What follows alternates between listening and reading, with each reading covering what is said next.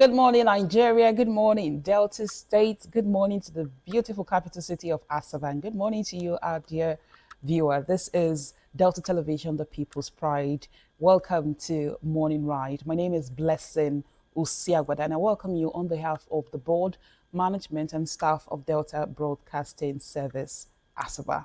I'm here this morning with my colleague, Tony Iloaka. Good morning, Tony. Good morning, Blessing. How you doing? Very, very well. Happy New Week to you. The week is beautiful. You're looking stunning. Thank you. Here in the capital city of Asaba, it's been raining cat and dogs. Yesterday, it rained a lot yesterday, and this morning I am not certain. I don't know what the weather would look like today, but NIMET did give a prediction that from yesterday till tomorrow, being Tuesday, that we're going to experience thunderstorms. There's going to be lightning and rainfalls in parts of Nigeria. Well, I love how cool the weather is, but sometimes when it rains so heavy, especially the way it rains in Asaba, sometimes it can mess up the roads. But then it's nature, and so we'll have to thank God for the rains, because just what some persons will complain that the roads are messy.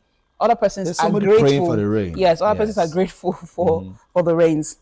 All right, wherever you're watching us this morning, or whatever it is you're doing, thank you so much for tuning in to Delta Television, the People's Pride.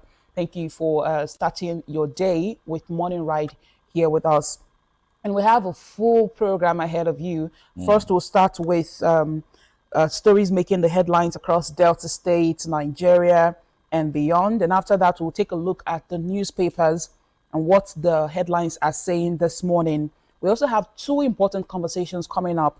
Yes, we'll have two interview segments coming up, and that's the much we have for you on Monday's edition of a Morning Ride. So we'll begin with our trending stories.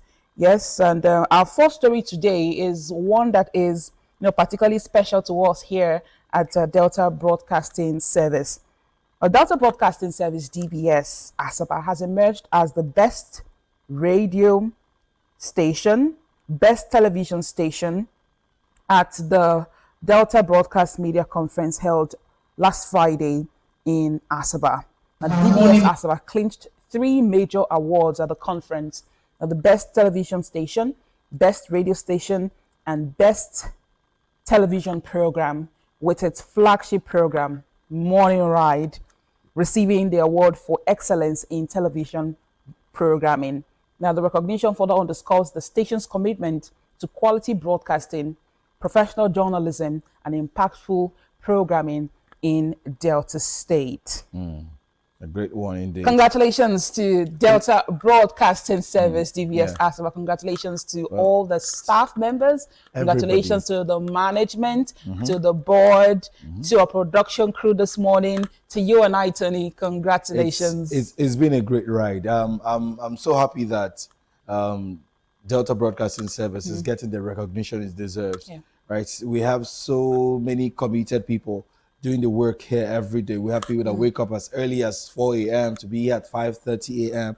The drivers, everybody has been a great team. So congratulations to everyone. And of course, like Blessing, like you said, congratulations to you too. Yeah, thank you. And to myself, it's to our PDs, everyone that's on their toes to make sure that the work goes on. Right? So it's a great one. Yes. Congratulations to everybody. It's a great one. Like Tony said, it is really great, and it is really amazing to see that our hard work doesn't go unnoticed. People in Delta State and even in Nigeria and all over the world, people who watch us from different parts of the world, can testify that we put in the work and our programmings are good. And the good thing is that here in DBS, our management, they keep it is a constant reminder that we have to do our best. We have to give our best to our listeners and our viewers. So this one is a big one for us. Best radio station in Delta State, best TV station, and best TV program, Morning Ride, which you're watching right now. So congratulations to the DBS management and staff once again. And this is just, getting an award is encouraging, but there's a responsibility. There's a responsibility behind it. We have to do more, and we have to put in our best to continue doing what we know how to do best. All right, indeed. Once again, congratulations. And moving away from that story, INEC declares Adeleke winner of 2026 Osun governorship election. The Independent National Electoral Commission, INEC, has declared the incumbent governor of Osun State and candidate of the Accord Party, Ademola Adeleke, winner of the 2026 Osun State governorship election. Adeleke was declared winner early Sunday morning by the INEC returning officer, Professor Joshua Olalekon Ogumole, Vice Chancellor of the Federal University of Oye Ekiti, following the collation of results from all 30 local government areas of the state. According to the official results announced by INEC, Adeleke polled 511,067 votes, defeating his closest challenger, the All Progressive Congress APC candidate, Bola Oyebamiji, who scored 444,815 votes. The result gives Adeleke a winning margin of 66,252 votes. The Accord Party candidate also won 19 of the 30 local government areas, while Oyebamiji secured victory in 11 LGAs. Declaring the result, Professor Ogunwole said Adeleke had satisfied the requirements of the law and was therefore declared the winner and returned elected. Adeleke's strongest performance came from several LGAs, including Ede North, Ede South, Oshobo, Ife East, Iwo and Ife Central, where he recorded significant margins over his APC rival. Oyebamiji, however, maintained strong support in areas including Irewole, Boribe, Ilesha East, Atakumose West, and of course, Olorunda. The 2026 Osun governorship election therefore ends with Adeleke retaining the governorship on the platform of the Accord Party after securing more votes than all his major challengers. The final result, Ademola Adeleke from the Accord Party, 511,067 votes. Bola Oyebamiji of the APC, 444,815 votes, with winning margin of 66,252 votes. LGAs won, Adeleke 19, Oyebamiji 11. Blessing, it was great to see the election results from the 15th. It was, I could see that even at about 2 a.m., 3 a.m., the governor was not sleeping.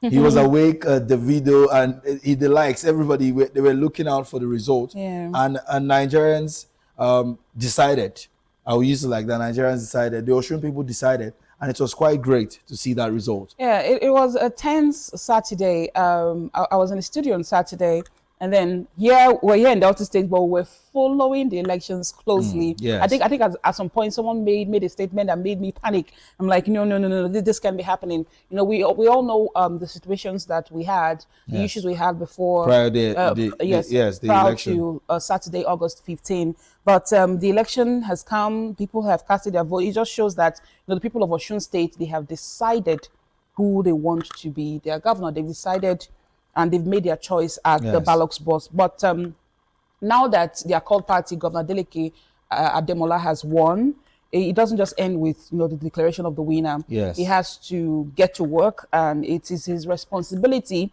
to work for both the both for those who voted for him and those who did not vote for him.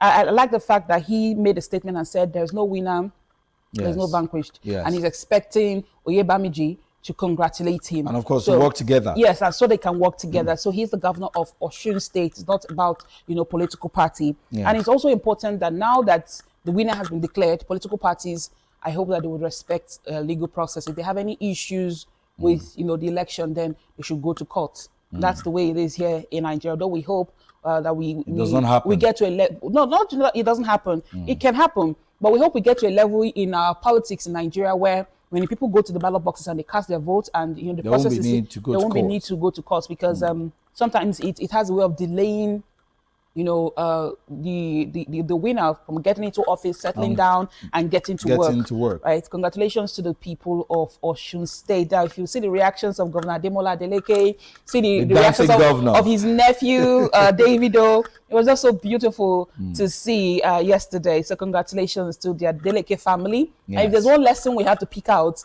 is the bond between the family, the Adeleke family. During the campaigns, Davido had to get into Osun State. Yes. He was campaigning with his uncle. Steadily. So it's beautiful to see. So we hope that in our homes, in our families, that, you know, we see that once that kind of bond. Yes, that kind of bond. Once your brother or your sister is growing, you know, it doesn't mean it's not dimming your light. That's what I'm trying to say. Yes. If your sister, your brother is growing and is, you know, is an important person in society, it doesn't dim your light. Yes, support yourselves, because when you grow together, it benefits the family a lot. Congratulations once again to the Adeleke family. Congratulations to the governor of Osun State, and congratulations to Osun people. Now, away from still on election and representation, another development from INEC is, you know, attracting attention. This time it is here in Delta State, where the Independent National Electoral Commission (INEC) has restored 4 previously suppressed State House of Assembly constituencies following court judgments directing their restoration. Now, the affected constituencies are Abraka, Isoko North 2, and Ugeli South 2 in Delta State. Then in Kogi State, we have a Yaba West 2. And INEC said party primaries for the restored constituencies will hold between August 21 and 25, 2026. The Commission also directed political parties to submit notices of the respective primaries ahead of the scheduled dates, stressing its commitment to a credible, inclusive, and transparent electoral process.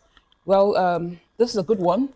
Representation matters because, you know, people need their voices heard. Elected officials, yes, their voices need to be heard. People need elected officials that, you know, can speak directly for their communities. Yeah. And now that, you know, INEC has restored these constituencies, those who are in Abraka, Isoko North 2, and Ugeli South 2, they'll get a representative that will go to the House of Assembly and speak for them. Yes. So it is very important. And you know, the process we carried out from August 21 to 25. So we hope that the process will be fair, and eventually people will get representatives who understand and, you know, respond, who understand, respect, and will respond to their needs. Because it's one thing to, you know, say I want to contest for a position. It's another thing to contest, but you understand and know what you're going there to the people truly need. So we do hope that for people in these constituencies that we restored in Delta State and in Kogi State, Yaba West 2 in Kogi State,